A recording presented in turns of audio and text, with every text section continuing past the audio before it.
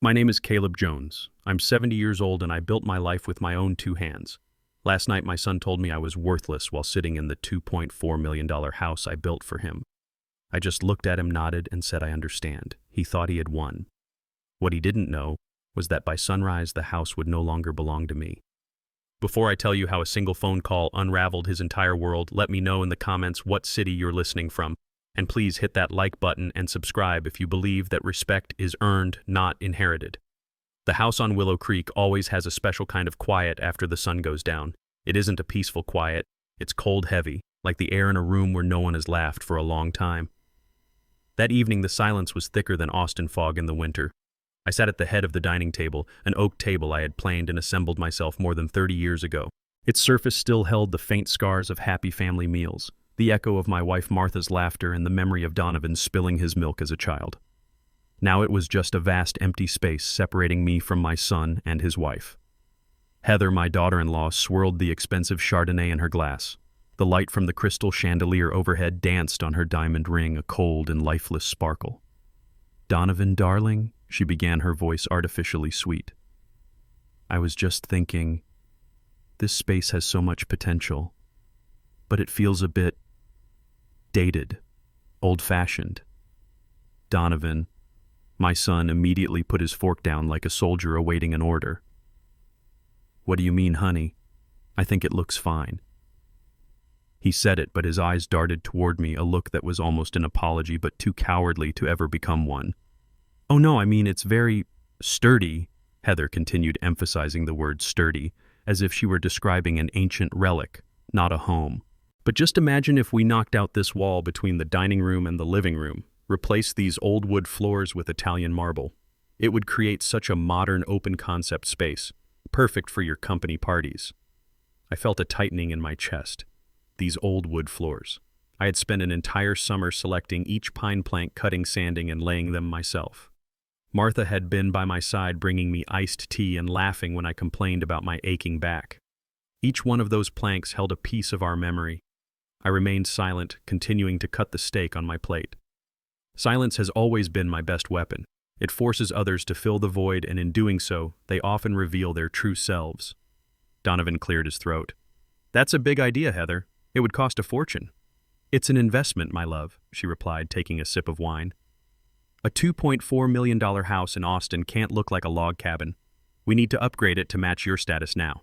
Besides," she glanced at me, a thin smile on her lips, "we also need to optimize the living space. Perhaps a home gym in the basement would be more practical than a dusty old wood shop." That's when the knife in my hand stopped moving. The wood shop. The place where I first taught Donovan how to hold a hammer, where I made him his first wooden car. The place I retreated to after Martha died, letting the smell of sawdust and unfinished projects keep me from going mad. Donovan saw me freeze. The discomfort was plain on his face. He turned to me, forcing a placating smile. "Dad, what do you think?" "It's just an idea." I didn't look at him. I looked at Heather. I saw the victory in her eyes. She was testing me.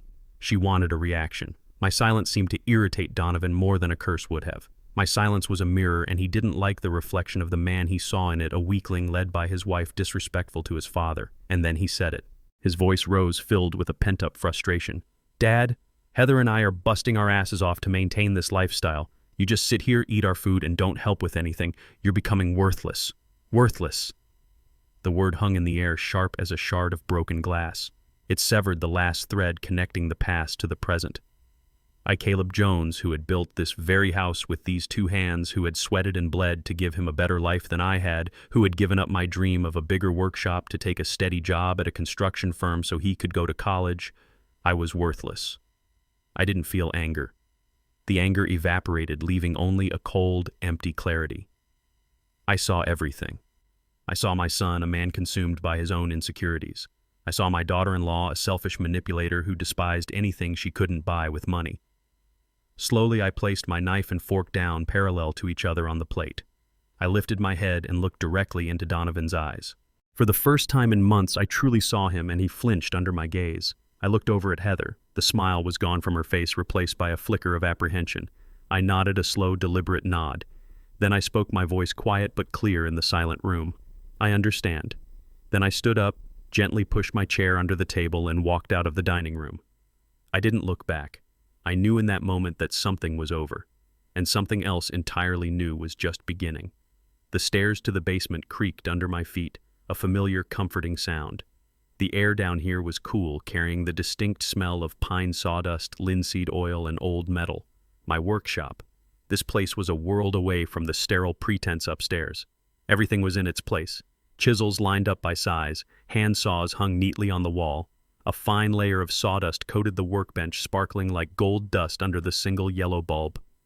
This was my kingdom, my sanctuary. I walked to the far end of the shop to an old workbench. On it, amidst blueprints and scraps of wood, was a picture frame. I picked it up gently, wiping the dust from the glass. It was Martha. She was smiling, her eyes bright with joy, standing in front of the house when it was just a timber skeleton. I remembered that day perfectly. We had used all our savings, taken out loans to buy this plot of land. People said we were crazy. A black carpenter building a house in this neighborhood, Caleb. That's a white folks' area, they'd said. But Martha believed in me. She believed in these hands. You'll build us a home, she'd said. A home nobody can ever take from us. And I did. I poured the foundation myself, framed the walls, laid the roof. I built every kitchen cabinet, every window frame. Donovan grew up to the sound of hammers and saws. He used to follow me around this workshop, his eyes wide with curiosity. I taught him the difference between oak and maple, how to drive a nail straight. He used to be proud of his father. He used to tell his friends, "My dad built our whole house." What changed? I set the frame down, my hand trembling slightly. Maybe it was the money, or Heather, or maybe I had failed somewhere. Maybe I was so focused on giving him the things I never had that I forgot to teach him the value of the things that can't be bought. I sat down on an old stool and looked around the workshop. Every tool, every scratch on the floor told a story. That planer, I bought it with my first paycheck after Donovan was born. This hammer, it was my father's. This wasn't just a room, it was my legacy. It was the story of the Jones family, and they wanted to turn it into a gym. A cold resolve settled deep in my bones. It wasn't sadness, it was determination. Martha's last words to me before the cancer took her came back to me. She had gripped my hand, her voice a whisper. "Don't ever let them forget where we came from, Caleb. This house is more than wood and nails. It's our story. Protect it." I had been silent for too long. I had backed down too many times for the sake of keeping the peace. But this wasn't peace. It was surrender.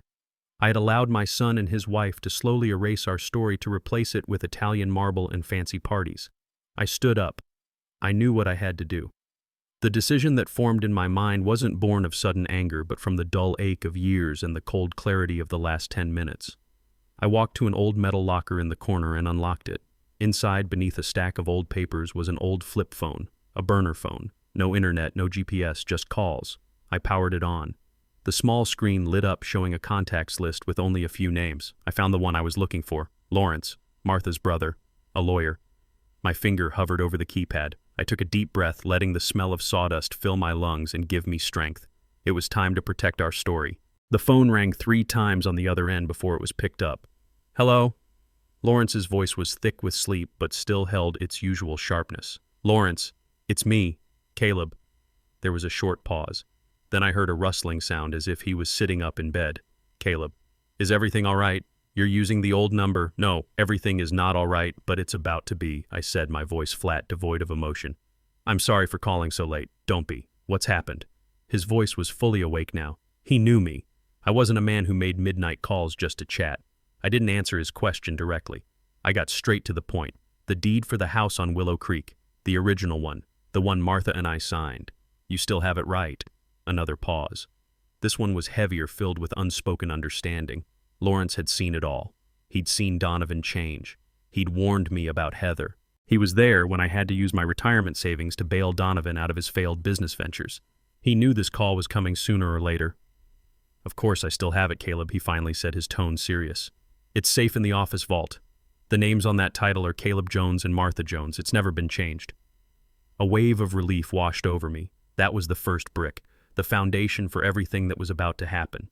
"Good," I said. "I need you to do something for me. I'm listening. I want you to get the paperwork ready. It's time."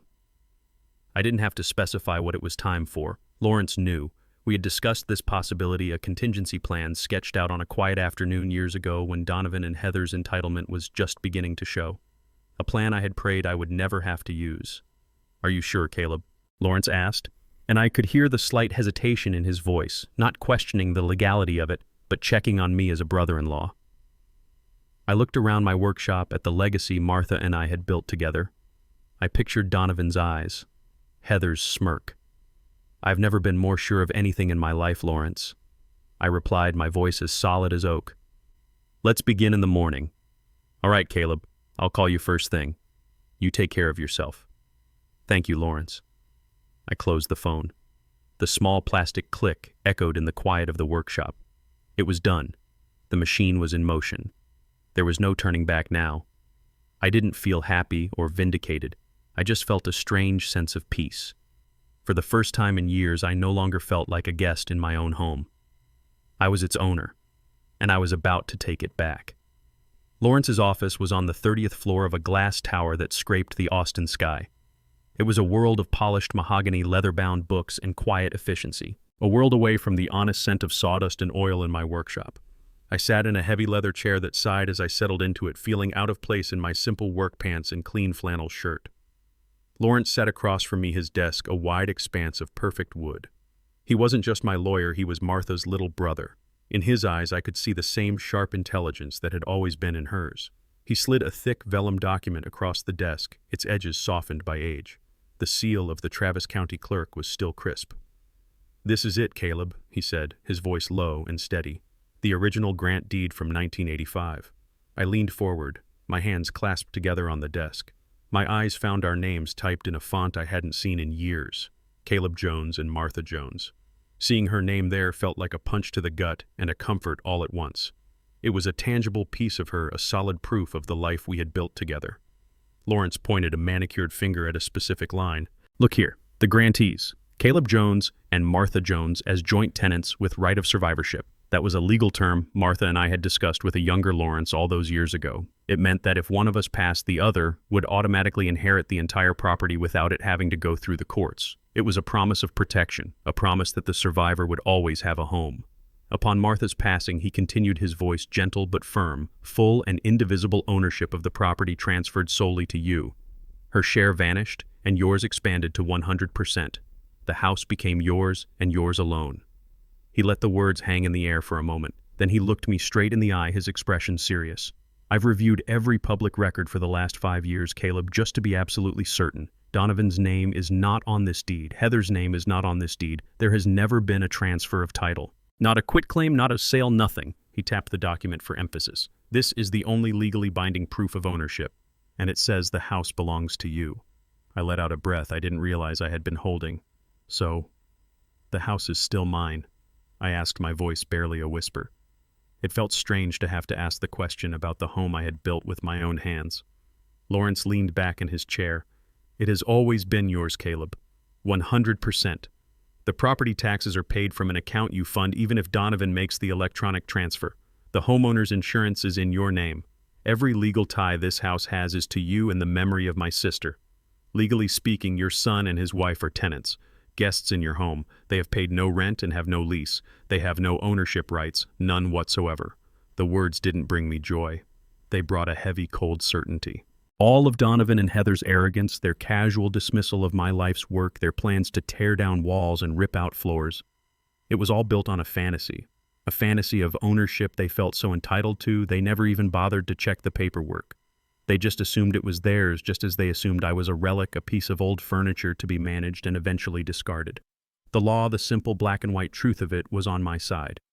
And for the first time, it felt like a weapon I was finally ready to use. I looked at the deed at Martha's name one last time. Then I looked at Lawrence. My resolve hardened from a painful idea into solid steel. "All right," I said, my voice clear and strong. "Let's talk about the next step." "All right," I said, my voice clear and strong. "Let's talk about the next step." Lawrence nodded, taking off his glasses and polishing them with a clean cloth. He was no longer just Martha's brother offering comfort. He was a lawyer shifting into strategic mode. "The first thing we need to ensure is speed and discretion," he said, placing his glasses back on. "We don't put a sign on the lawn, Caleb. We don't list it on the public market. The moment it hits the MLS, Donovan will get an alert. He probably has a dozen of them set up for the neighborhood. He sees himself as the king of that castle. He'll want to know what the peasants are doing." The words were harsh but true. My son's pride was as vast as it was fragile. "So how do we sell it?" I asked. Lawrence leaned forward, his hands flat on the desk. "We do what's called an off-market sale. I have a colleague, a real estate broker, who specializes in this. She's the best in Austin. More importantly, she's loyal. She works with a private list of pre-qualified high-net-worth individuals. We tell her we're looking for a cash buyer. No banks, no appraisals, no lengthy loan approvals. A cash offer means we can close in as little as 10 days.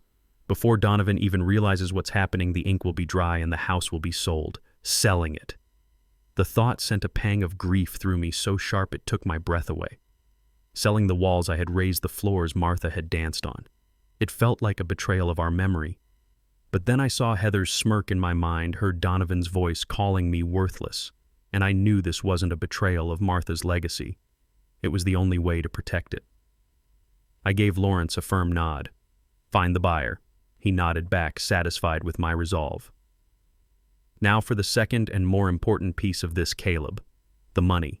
The $2.4 million can't just sit in your bank account. It needs a purpose. It needs protection.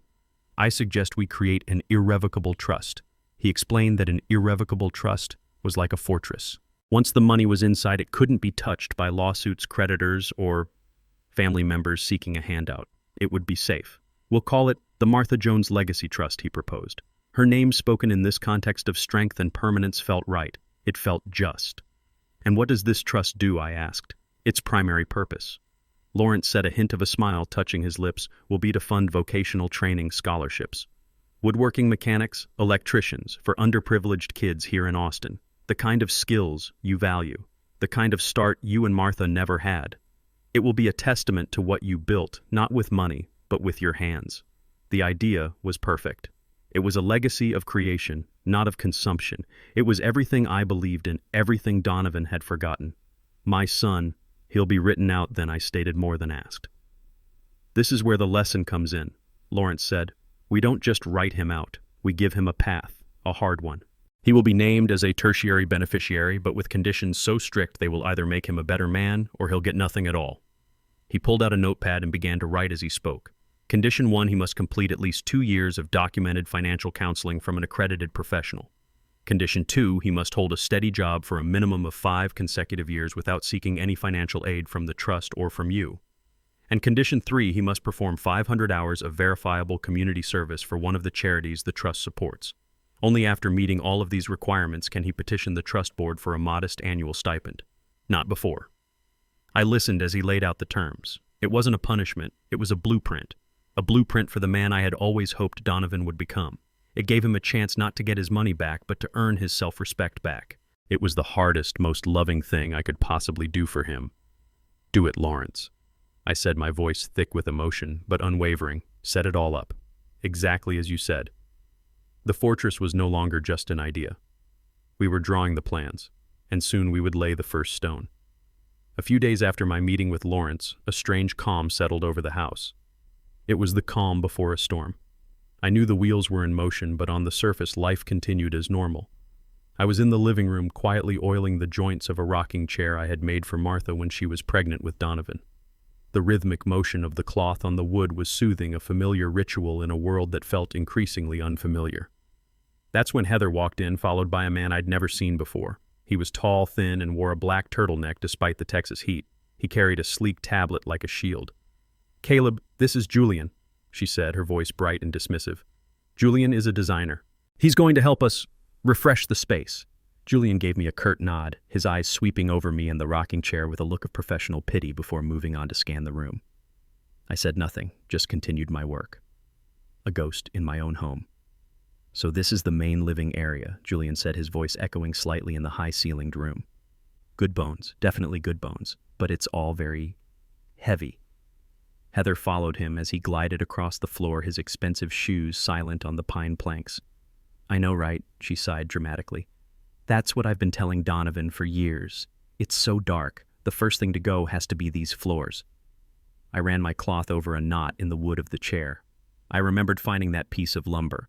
It had a flaw, a beautiful swirling grain that others might have discarded, but I saw its character. I made it the centerpiece of the chair's back. Martha had loved it. Julian tapped his tablet. "I agree. We can replace these dark planks with a polished concrete or a wide plank white oak. It would open up the space immediately, give it a much cleaner European sensibility. And the fireplace, he continued, walking over to it. He ran a disdainful finger over the mantelpiece I had carved from a single piece of mesquite wood. I'd spent over 100 hours on it, carving the images of bluebonnet flowers and mockingbirds, the things Martha loved. It's very rustic, he said the word like an insult. Very 90s. We can reface this whole thing in slate. Clean lines. Minimalist. My hands stopped moving on the rocking chair. I remembered a cold winter night with the fire roaring Donovan as a small boy tracing the carved birds with his little fingers, asking me to tell him their names again and again. And these built-in bookshelves, Heather added, gesturing to the wall of shelves I had constructed around the fireplace. They just collect clutter. I envisioned this entire wall being flat white. Maybe space for one large piece of art. It's all about negative space now, Julian. Negative space, I thought to myself. That's what they wanted to turn my life's work into. An empty void. They walked through the room, deconstructing my life piece by piece, their voices a clinical buzz of brand names and design trends. They saw walls and floors. I saw memories and promises. They saw a house. I saw a home. Finally, they drifted towards the hallway that led to the basement door. And the downstairs area, Julian prompted. Oh, that has the most potential of all, Heather said with a laugh. Right now it's just a dusty old workshop, but I see a full home gym, mirrors on one wall, a Peloton, a sauna. It'll be a complete wellness center. My knuckles were white as I gripped the arm of the rocking chair. They weren't just talking about a room. They were talking about my soul. The designer nodded enthusiastically, a fantastic use of the square footage. The conversion would be straightforward. Heather paused by the door and turned to him, lowering her voice conspiratorially, as if sharing a secret, though it was loud enough for me to hear clearly. Of course, she said with a light, airy tone, all of this can only happen once we've sorted out the current living arrangements. We're just waiting for my father-in-law to move into a nice, manageable little place so we can finally make this house our own. A nice, manageable little place, like an old dog being sent to a farm. Julian smiled obliviously. Oh, of course. Downsizing is so practical at that age. I didn't look at them. I focused on the wood in my hands, on the familiar grain, on the memory of Martha's smile. They weren't just erasing wood and stone. They were trying to erase me, erase Martha, erase our story. That evening I went down to my workshop. I took out my old leather-bound journal and I wrote down their words, date and time, not for a court, not for Lawrence, but for myself. It was the final piece of evidence I needed to remind my own conscience that what I was about to do was not an act of revenge. It was an act of preservation. As the front door clicked shut behind them, their voices and laughter faded, leaving a silence that felt louder and colder than before. I didn't move. I remained by the rocking chair, the oiling cloth still in my hand.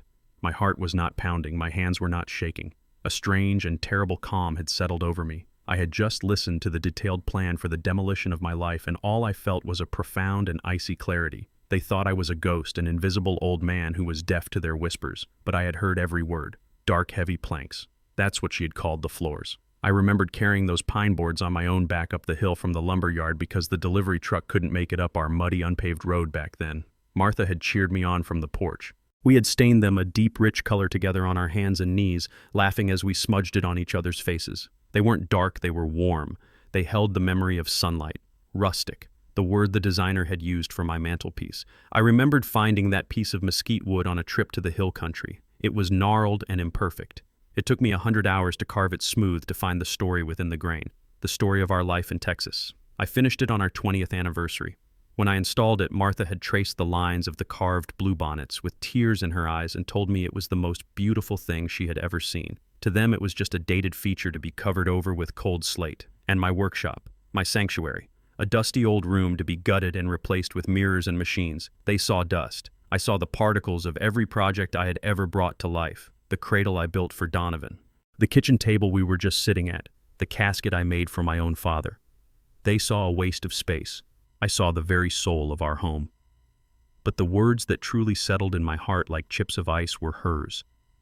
A nice, manageable little place. That's where they wanted to put me. A place where I would be out of sight, out of mind. A place where I would no longer be a silent reminder of the humble beginnings they were so desperate to erase. They weren't just redecorating a house. They were trying to gentrify their own history, to tear down the foundation of their lives and build a new, shiny facade on top of it. A facade built on my sweat and Martha's dreams. Slowly, I folded the oiling cloth and placed it neatly on the arm of the rocking chair. I walked through the silent living room, my feet sure and steady on the floors I had laid. I went down the stairs to my workshop. The air down here felt different now. It wasn't just a sanctuary, it was an armory. I walked over to the old metal locker and pulled out a leather-bound journal. It was a gift from Martha, one of the last she ever gave me. I opened it to a clean page. I took a pen, and under the date I began to write. I wrote down their words exactly as I remembered them. The talk of Italian marble and polished concrete. The dismissal of my mantelpiece. The plan for a wellness center. And I wrote her final sentence. We're just waiting for my father-in-law to move into a nice, manageable little place. I wrote it all down in a clear, steady hand. It was not a diary of my feelings. It was a record. A testament. It was the final proof I needed for my own conscience that the course I had set was not only necessary, it was just. My grief had become evidence. My pain had become purpose. And my quiet plan was now an unbreakable promise to the memory of the woman I loved and the life we had built. The week that followed was the longest of my life. I retreated to my workshop, trying to lose myself in the familiar scent of cedar and the patient work of my hands. I was restoring an old rocking horse for a neighbor's grandchild. The act of taking something broken and making it whole again was the only thing that kept my mind from splintering. Every time the floorboards creaked upstairs, I would freeze, wondering if they suspected anything. But Donovan and Heather were too absorbed in their own world of lavish plans and casual cruelties to notice the storm gathering right beneath their feet. I was carefully sanding the curved head of the horse when the sound I was waiting for finally came. It wasn't the house phone. It was the sharp, jarring ring of the old flip phone I kept hidden in a metal box. It was Lawrence. I wiped my dusty hands on my jeans and answered. "Caleb, it's Lawrence." His voice was calm, all business. "My contact came through. We have a buyer." My heart gave a single hard thud against my ribs. It was a feeling of both dread and relief. The finality of it was like a tidal wave pulling the ground out from under me. "Who are they?" I asked, my voice steady despite the turmoil inside me. "What's the offer?" A young couple, Lawrence said. "Both are surgeons at St. David's. They just relocated from Baltimore. They've been looking for months for something with character, not another one of those glass and steel boxes that are popping up all over the city." I braced myself for the next part. "And the offer. They're offering full asking price, $2.4 million, all cash, no contingencies, no appraisal needed. They can close in 10 days, Caleb. It's as clean a deal as you could ever hope for." I closed my eyes, picturing the house, the life Martha and I had poured into it. I needed to know it would be in good hands. What did they say about the house?" I asked. There was a pause, and I could hear Lawrence smile through the phone. "This is the best part, Caleb." The agent showed them the private photos. She said they were most impressed by the woodwork. The mantel, the built-in shelves, the floors. They asked about the craftsman who built it. They wanted to preserve it all.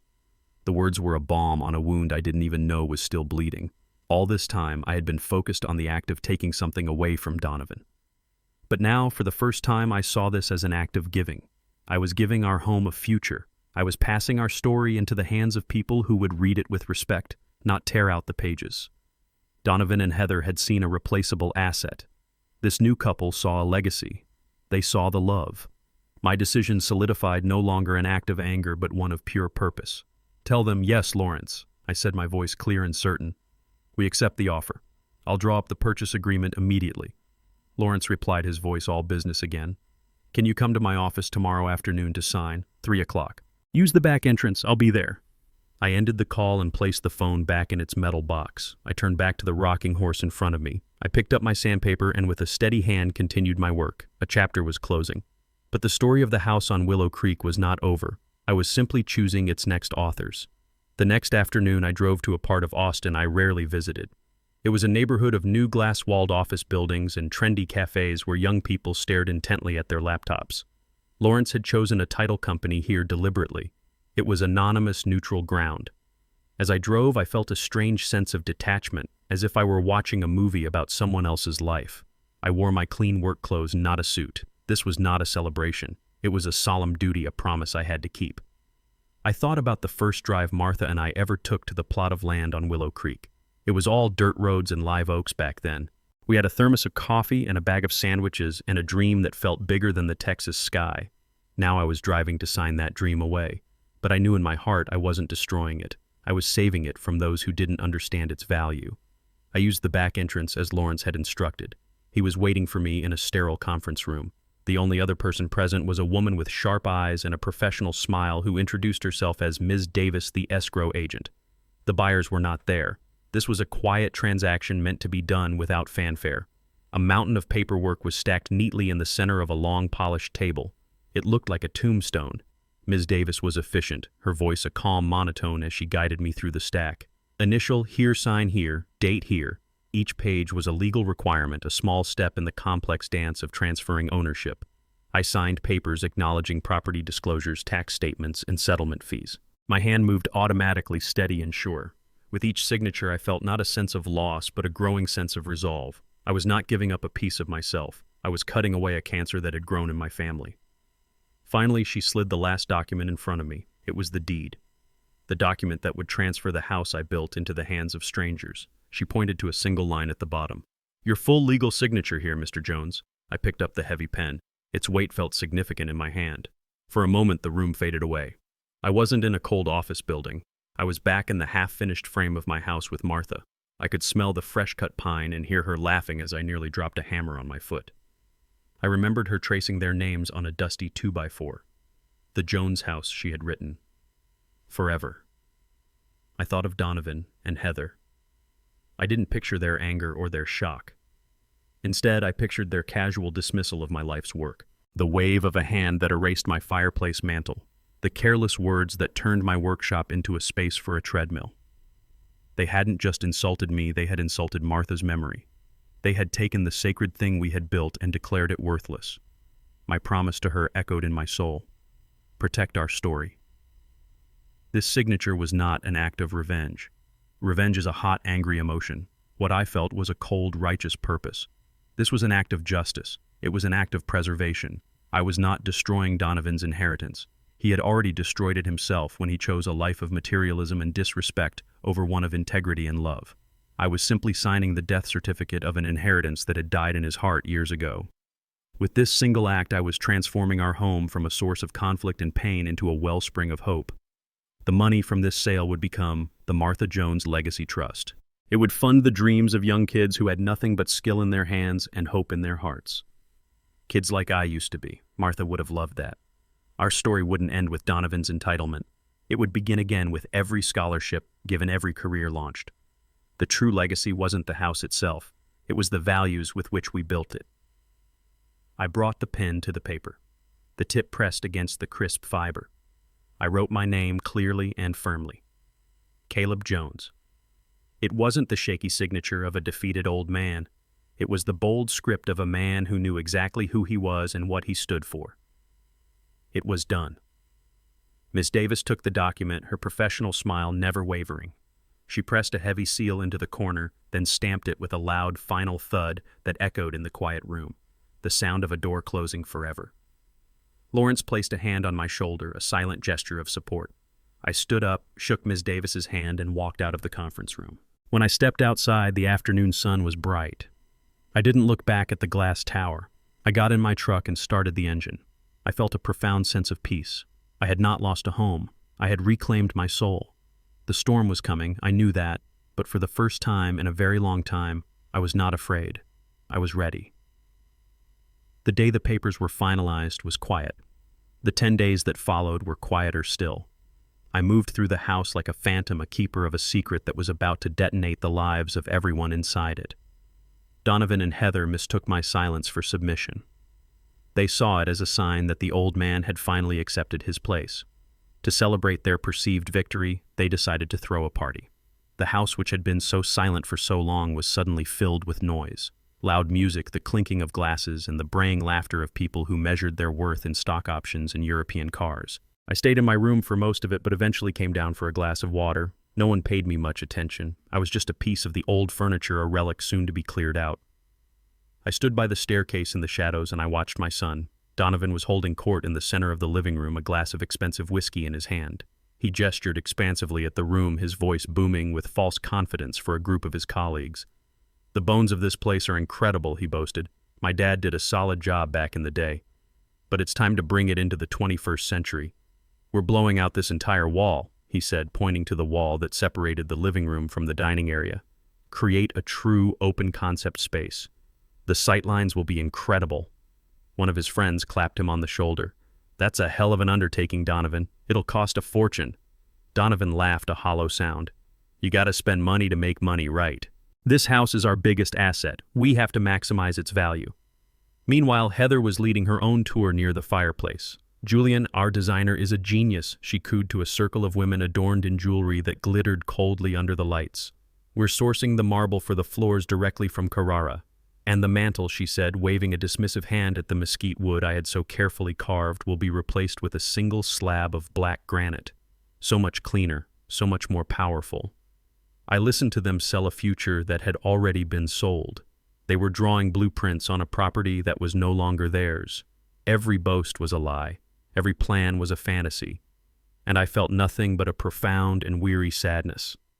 I saw my son not as a villain, but as a lost and hollow man, desperately trying to build a sense of self-worth out of things he could buy instead of things he could be. He was performing a play for an audience of people who didn't care about him, only about his success. Martha would have wept to see our home filled with such empty noise. Donovan raised his glass high, silencing the room. A toast, he shouted, to the future, to bigger and better things, and to the Jones family estate. May it stand for another 100 years. As the guests cheered and clinked their glasses together, a sound cut through the noise. It wasn't loud, but it was clear and final, the sound of the doorbell. My heart didn't leap. It settled. The hour had come. The curtain was about to rise on the final act, and I was the only one in the room who knew how the play was going to end. The toast was still hanging in the air, the words Jones family estate echoing with a bitter irony that only I could appreciate when the doorbell rang. The sound was not loud, but it cut through the music and laughter like a surgeon's scalpel. A few people turned their heads, annoyed at the interruption. Donovan sighed, theatrically rolling his eyes. Can you believe it? Probably someone trying to sell us something. He looked at Heather. I'll get it, he said with the air of a man deeply inconvenienced. I remained in the shadows by the staircase, my heart beating a slow, steady rhythm. This was it, the first tremor before the earthquake. Donovan swung the heavy oak door open, a look of entitled annoyance on his face, ready to dismiss whoever dared to interrupt his performance. But the look on his face faltered. It slid from arrogance to confusion, then to a flicker of alarm. Standing on the porch under the warm yellow light was my brother-in-law Lawrence. He was dressed in a sharp suit, holding a leather briefcase. He was not alone. Beside him stood a man and a woman, both in their late 30s. They looked calm, professional, and entirely out of place amidst the loud, self-congratulatory atmosphere of the party. "Uncle Lawrence," Donovan stammered. "What are you doing here? Who are these people?" Lawrence's expression was neutral, perfectly calm. "Good evening, Donovan. I apologize for the intrusion." He gestured to the couple beside him. "I'm here with Dr. Eris Thorne and Dr. Lena Thorne." By now Heather had made her way to the door, her smile tight with irritation. "Lawrence, this is hardly the time for a social call. We have guests." She barely glanced at the couple. Her dismissal of them was total. Lawrence didn't even look at her. He continued speaking to the Thornes, his voice clear and professional. "Dr. and Dr. Thorne, this is Donovan Jones and his wife Heather. They have been residing at the property." The word hung in the air. Residing. Not living. Not owning. Residing. It was a lawyer's word, precise and deadly. Dr. Eris Thorne stepped forward slightly. He had a kind but serious face. "It's a pleasure to meet you," he said, his voice polite but firm. "We truly didn't mean to intrude on your gathering. Our agent mentioned this might be a good time for us to stop by and see the house in person for the first time as the official owners. We finalized the purchase this morning." The bomb had been dropped. Official owners. Finalized the purchase. The words seemed to suck all the air out of the doorway. The music from inside suddenly sounded tinny and ridiculous. Donovan stared at them, his mouth slightly open. He let out a short, disbelieving laugh. "A joke. Is this some kind of joke, Uncle Lawrence? What are you talking about, purchase? Our house isn't for sale." Heather stepped in front of Donovan, her voice sharp as glass. "This is absurd. This is our home. Lawrence, I don't know what kind of pathetic stunt you and that old man are trying to pull, but you need to leave. Now, before I call the police." Lawrence remained completely unfazed by her threat. He looked past her, his eyes finding me in the shadows for a brief moment. I gave him the slightest of nods. It was all the confirmation he needed. He turned his attention back to my son. "It's no joke, Donovan. The sale was finalized at 10 a.m. this morning. The property at 125 Willow Creek Lane was sold by its sole legal owner." He paused, letting the words sink in. "Your father." The silence that followed was absolute. The party behind them had died. Every guest was now frozen, watching the drama unfold at the front door. Donovan's face had gone pale. He looked from Lawrence to the polite but unmoving couple, then back to Lawrence. He was searching for a sign that this was all a terrible mistake. Lawrence calmly opened his briefcase. He took out a single crisp document, a certified copy of the newly recorded deed. "Perhaps this will clarify things for you," he said, holding it out. The names Eris Thorne and Lena Thorne were clearly visible at the top. Donovan didn't take the paper. He couldn't. His eyes were wide with a dawning horror. He looked past everyone, past the silent party guests, past the new owners of his life. His gaze finally landed on me, standing in the shadows. And in his eyes I saw the first terrifying flicker of understanding. The castle he had built was made of sand, and the tide had just come in. The silence in the room was a physical thing. It pressed in on us, heavy and absolute. Every single one of their guests was frozen, a gallery of shocked faces illuminated by the cold light of the chandelier. Donovan and Heather stood in the doorway, their faces a canvas of disbelief. It was Donovan who broke the spell first, not with a shout, but with a choked laugh, a sound that was more panic than humor. "Okay," he said, shaking his head and looking around at his friends. "Okay, very funny, Dad. You got me. This is a hell of a prank. Hiring actors. Seriously." He pointed a trembling finger at the Thorns. "And Uncle Lawrence, you're in on this too. Wow, you really went all out." He was trying to frame it as a joke, to save face in front of the audience he had so carefully curated. He was trying to convince himself. Heather quickly caught on, her voice sharp with a desperate attempt at control. "The joke is over, Caleb. It was never funny to begin with. You've had your little moment now. Tell your friends to leave." She waved a dismissive hand at Lawrence and the Thorns. "You're embarrassing us." I remained silent in the shadows, letting their denial play out. Lawrence didn't engage with their fiction. "This is not a prank, Heather," he said, his voice cutting cleanly through the tension. "Dr. and Dr. Thorne are the legal owners of this property as of 10 a.m. this morning." Dr. Lena Thorne, one of the new owners, spoke for the first time. Her voice was calm and measured, the voice of a surgeon used to delivering difficult news. "Mr. Jones, Mrs. Jones, we understand this is a shock. We were told the property would be vacated upon closing. We are not here to cause a scene, but we are here to see our new home." Her polite firmness was a wall they couldn't break through. The word home coming from her lips seemed to finally crack their delusion. The disbelief in Donovan's eyes began to curdle into rage. The public humiliation was setting in. He turned from the door and his eyes locked on me. He took a step forward, his hands clenched into fists. "You," he snarled, his voice low and shaking. "How could you do this? This is my house. I live here. I pay the bills. You have no right." I listened to him scream about the bills he paid. I thought of the generous allowance I had deposited into his account every month for the last 10 years, an account he thought was funded by a vague family trust, but was in fact funded directly by me. I thought of the property taxes and insurance premiums that were paid automatically from my own retirement savings.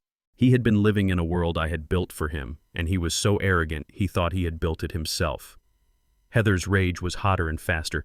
She whirled on Lawrence. "You traitor! How could you do this to your own family? My husband trusted you. We will have you disbarred for this." She then turned her venom on the Thorns. Get out of our house. You are trespassing. I am calling the police right now." She fumbled for her phone, her fingers shaking with fury. Donovan took another step towards the doorway, closing the distance to Lawrence. "Get them out of here, Lawrence," he growled, grabbing his uncle's arm. "Get them out of here now, or I swear I will throw you out myself." The chaos was escalating. Their guests were starting to back away, murmuring amongst themselves, sensing the danger of a cornered animal. But Lawrence did not flinch. He looked down at Donovan's hand on his arm and then back up at his nephew's face. "Donovan, I suggest you take your hand off me," he said, his voice dropping to an icy calm. "And Heather, by all means, please call the police. I have a certified copy of the grant deed right here for them to review. In fact, I welcome it. I am sure they will be very interested in helping the legal owners of this property secure it from any unauthorized residents." Unauthorized residents. The legal term hung in the air, colder and sharper than any insult. It redefined them instantly. They were not hosts. They were not owners. They were squatters. The fight drained out of them in an instant, replaced by a tidal wave of pure panic. Heather froze, her thumb hovering over her phone screen. Donovan's hand dropped from Lawrence's arm as if he'd been burned. Their eyes darted around the room at the faces of their friends who were now staring at them with a mixture of pity and morbid fascination. The entire foundation of their world, their status, their wealth, their beautiful home had just been turned to dust in front of everyone they had been trying so desperately to impress. Their performance was over, and all that was left was the ugly truth. They looked at the calm new owners. They looked at the immovable lawyer. And then finally their terrified, pleading eyes turned back to me, the silent old man in the corner, who they had called worthless. And for the first time they saw me not as a relic, but as the architect of their complete and total ruin. The stunned silence in the room was thick with humiliation. Donovan and Heather stood frozen in the doorway, their faces pale masks of disbelief. The party was over. Their friends and colleagues were now just spectators at a public execution of their reputation. Donovan's eyes darted between the calm new owners, the impassive lawyer, and me. He was a cornered animal searching for an escape that didn't exist. He had built his identity on the foundation of this house, on the perception of wealth and ownership, and now that foundation was gone. Lawrence, seeing that the initial shock had given way to a paralyzing despair, decided it was time for the final blow. He reached into his leather briefcase once more. His movements were slow, deliberate, and professional. He wasn't acting out of anger. He was simply executing a plan. He produced a long white envelope. It was a certified mail envelope with a green return receipt card attached. It looked official, formal, and final. He stepped forward, holding the envelope out to Donovan. "I believe this is for you," he said, his voice even and devoid of emotion. Donovan stared at the envelope as if it were a venomous snake. He didn't move to take it. "What is that?" he whispered, his voice hoarse. "It's a formal notice," Lawrence explained calmly. "A 30-day notice to quit. It outlines your legal obligation to vacate the premises, which are now the legal property of Dr. and Dr. Thorne. It also includes a copy of the new deed and a letter from your father explaining his actions and the establishment of the Martha Jones Legacy Trust. It's all there in black and white, legally binding and court enforceable. This was not a negotiation. It was not a discussion. It was the final word. The certified letter was the weapon that ended the war. It was proof. It was the law. It was the cold, hard consequence of their own actions delivered in a simple white envelope. The weight of that envelope seemed to fill the entire room. It was heavier than the house itself because it contained not just legal notices but the full weight of the truth they had refused to see. The truth that they were not owners but guests, and their stay was officially over. I watched the last vestiges of fight drain from my son's face, leaving behind the hollowed-out look of utter defeat. The chaos had burned itself out. All that remained was the quiet hum of the refrigerator and the heavy breathing of a room full of people who wished they were anywhere else. I took a slow step out of the shadows. I didn't look at Donovan or Heather. My gaze was fixed on Lawrence. His eyes met mine and he understood. I gave a single, deliberate nod. "Lawrence," I said, my voice quiet but carrying through the silent room. "Please, read them the letter." Lawrence reached into the certified mail envelope and pulled out 2 folded pages. It was my handwriting transcribed by him onto his official letterhead. He unfolded the pages and began to read, his voice a calm, dispassionate instrument of truth. He began, "To my son Donovan, I am writing this letter not out of anger but out of a profound sadness. For many years I have watched the man I raised disappear, replaced by a stranger who values things more than people. I have stayed silent, hoping you would find your way back. But I have come to realize that my silence was not peace, it was permission. My permission for you to disrespect me, to disrespect the memory of your mother, and to disrespect the very foundation our family was built on." As Lawrence spoke, I watched Heather's face. Her defiant anger was gone, replaced by a pale, sickly apprehension. She knew what was coming. Lawrence continued. "On the evening of September 28th, I sat in the living room while your wife Heather and her designer discussed their plans for this house. Heather referred to the pine floors I laid with your mother as dark, heavy planks. She called the mantelpiece I spent 100 hours carving for Martha rustic and dated. She called my workshop, the place where I taught you how to hold your first hammer, a dusty old room that would be gutted to make a wellness center. I saw a flicker of shame on Heather's face as her own words were thrown back at her in the cold light of this public forum. She looked away, unable to meet anyone's gaze. Lawrence's voice never wavered. Later in that same conversation, Heather stated her intention to move me into a nice, manageable little place so that the two of you could finally make this house your own. And then Donovan, after I sat through all of this in silence, you looked at me in the home I built for our family, the home that sheltered you, and you said, 'You just sit here, eat our food, and don't help with anything. You're becoming worthless.'" At the sound of his own words, my son flinched as if struck. A low murmur went through the remaining guests. They started to understand. This wasn't a sudden, cruel act. This was a consequence, a bill that had finally come due. The letter went on. "A home is not an asset to be leveraged, Donovan. It is a story. It is a legacy. And you have made it painfully clear that you wish to erase our story. You are ashamed of it. You are ashamed of me. Therefore, I can no longer allow you to be the custodian of that legacy. You cannot honor what you do not value. For this reason, as is my legal and moral right, I have sold the property at 125 Willow Creek Lane. This letter serves as your formal and legal 30-day notice to vacate the premises. The legal language was a hammer blow, a final cold reality from which there was no escape. But I had one final thing to tell him, the part he could not possibly imagine. Lawrence took a breath before reading the final section. The proceeds from the sale, $2.4 million, have not been placed in my bank account. They will not be used to fund my retirement. Instead, they have been used to create a new foundation in honor of the woman whose memory you have so carelessly disregarded. It is called the Martha Jones Legacy Trust. The trust will provide scholarships for young people in Austin to learn skilled trades like woodworking and mechanics. It will honor the values of hard work, integrity, and creating something of value with your own two hands. Values your mother cherished and values you have long since forgotten. This was the moment of absolute annihilation. I watched the final flicker of hope die in Donovan's eyes. The house was gone, and now the money was gone too.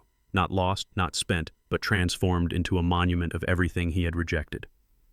It was a perfect and devastating justice. Lawrence read the last few lines. You are not a beneficiary of this trust, Donovan, but your mother would have wanted you to have a path back not to the money, but to yourself. Your Uncle Lawrence holds the details of that path. It is a long and difficult one requiring humility, hard work, and a genuine change of heart. Whether you choose to walk it is entirely up to you. I pray that one day you will find a value in yourself that has nothing to do with the things you own. Signed, your father, Caleb Jones. Lawrence neatly folded the letter and placed it back in the envelope. He set it on a nearby table. The room was now almost empty. The guests had evaporated, slipping out the back door, not wanting to be near the wreckage. All that was left was Donovan and Heather standing alone in the ruins of the life they thought they owned. They had lost their home, their inheritance, and their pride in the space of 10 minutes. Heather was openly weeping, now silent, bitter tears. Donovan just stared at the floor, a completely broken man. I looked at my son, not with triumph or hatred. All I felt was a deep and sorrowful pity. The storm had passed, and now came the long, quiet work of seeing what, if anything, could be rebuilt from the rubble. The last word of the letter faded into the oppressive silence of the room. Lawrence folded the pages with a quiet finality and placed them in the envelope on the table. The remaining guests, horrified and mesmerized, now began to truly melt away. They slipped out the back door, whispering apologies. Their escape from this domestic carnage was quiet and swift. Soon the only people left were me, Lawrence the Thorns, who stood by the door looking profoundly uncomfortable, and the shattered remains of my son's family. Heather's quiet weeping was the only sound, a soundtrack to their utter ruin. It was then that Donovan finally moved. He stumbled forward as if in a trance. He didn't look at his crying wife. He didn't look at the new owners of his home. He stumbled past the expensive furniture and the half-eaten party food, his eyes fixed only on me. When he was a few feet away from me, his legs seemed to give out. He fell to his knees on the very pine floors he had been so eager to rip out. The sound of his knees hitting the wood I had laid was a dull, sickening thud. "Dad." He choked out the word, a ragged sob. "Please. Dad, don't do this. I'm sorry." "Okay, I'm sorry." He looked up at me, his face a mess of tears and desperation, a spoiled child who had finally been told no. "I didn't mean it. It was just words. Just stupid words. Please, Dad. This is our home. This is everything. You can't just give it away. You can't do this to me, to us, to your grandchildren." He was weaponizing children who he rarely brought to visit me, children for whom I had built a treehouse in the backyard that they had never once used. Heather rushed forward, trying to pull him up. "Donovan, get up. Get up. You're making a fool of yourself." But he was beyond her reach now. He shook her off, his focus entirely on me. I looked down at my 42-year-old son kneeling on the floor, and for a moment I didn't see a man. I saw the little boy who used to fall and scrape his knee, who would come to me crying, believing his father could fix any hurt. My heart ached with a grief so profound it felt like a physical weight. This was the moment I had worked towards, the checkmate I had so carefully planned, and it brought me no joy, only a vast ocean of sorrow. I knew then that to give in to his pleas would be the cruelest thing I could do. To save him now would be to condemn him to a life of perpetual weakness and entitlement. The lesson had to be complete. The surgery had to be finished. I looked down at him, my face a mask of resolute sadness. I let him see the pain in my eyes. I wanted him to know this was not easy for me either, that this was an act not of vengeance, but of a terrible, necessary love. "You had everything, Donovan," I said, my voice quiet, but carrying the weight of a final judgment. A home built with love, a legacy of hard work, a father who would have given you anything, and you called it worthless. I let the truth of that statement settle over him. I saw the recognition in his eyes, the final understanding that this was a wound he had inflicted upon himself. I took a small step back. So now, you will learn the value of having nothing at all. Without another glance, I turned my back. On my kneeling son, on my weeping daughter-in-law, on the silent new owners, on the wreckage of the life we once had. Lawrence fell into step beside me, a silent guardian. As I walked towards the front door, I didn't feel like a victor. I felt like a surgeon walking away from a difficult operation, hoping desperately that the patient would survive. I opened the door, the heavy oak door I had hung myself 30 years ago. I stepped out into the cool night air, and for the last time, I walked away from the house on Willow Creek. I didn't look back. I left the chaos behind me for others to clean up. A new and uncertain chapter had begun, and the only thing I knew for sure was that nothing would ever be the same again. I did not return to the house on Willow Creek.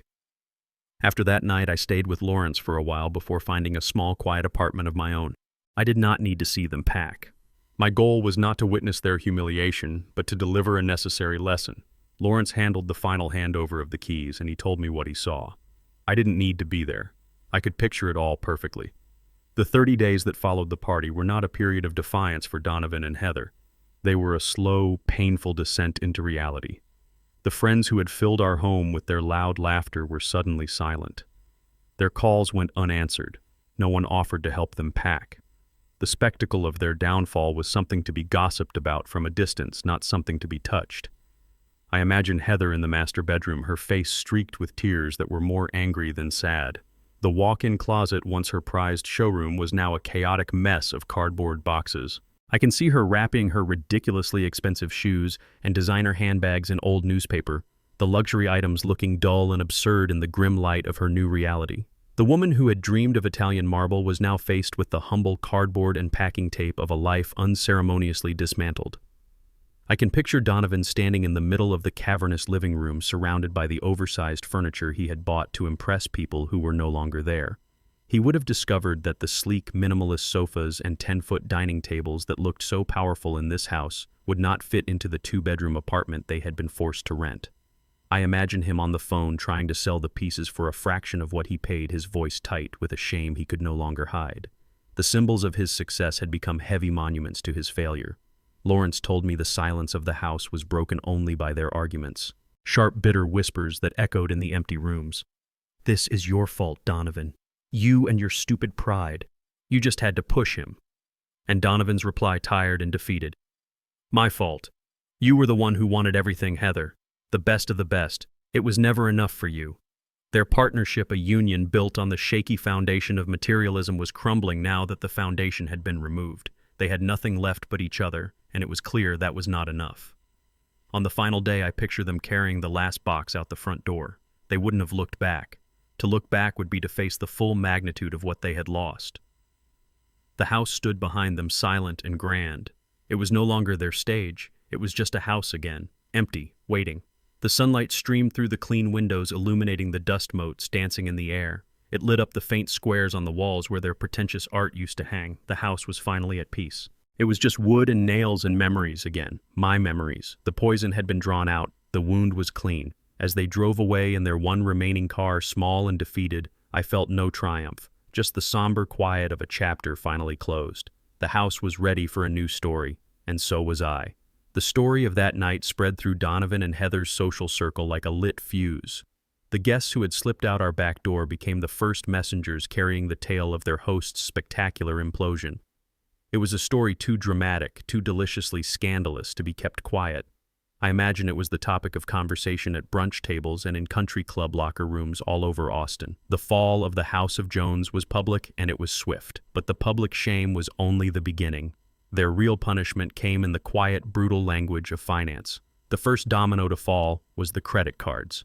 Lawrence had told me that Heather had tried to go shopping a few days after the move at one of her favorite high-end boutiques. She had picked out a new dress, trying to wrap herself in the familiar comfort of expensive fabric. But when she went to pay, her card was declined. She tried another and another.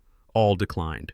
I can see the scene perfectly. her initial annoyance turning to confusion, then to a hot flush of panicked shame as the young sales clerk looked at her with pity. She wouldn't have understood at first. What she didn't know was that the first call I made the morning after the party was to the bank to cancel every supplementary card I had ever issued. The lifeline that had funded her entire sense of self-worth had been severed. Next came the cars. They had two of them, a sleek German sedan for Donovan and a massive luxury SUV for Heather. Both were leased. And both leases I had foolishly co-signed years ago to help them get approved.